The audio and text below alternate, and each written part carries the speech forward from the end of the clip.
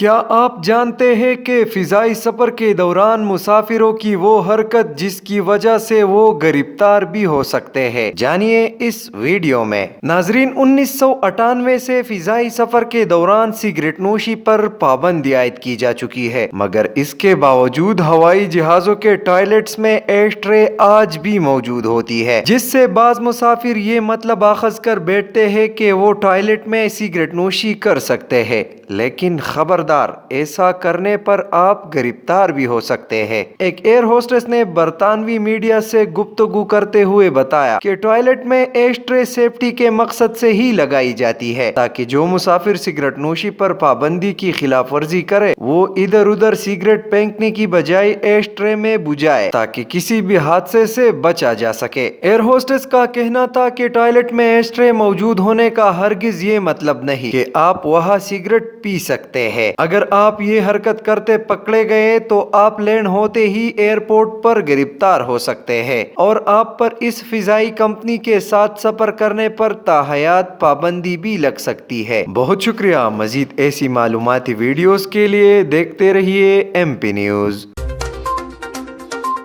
M P news Swat سمیت ملکی اور غیر ملکی خبریں آپ تک پہنچائے سب سے پہلے۔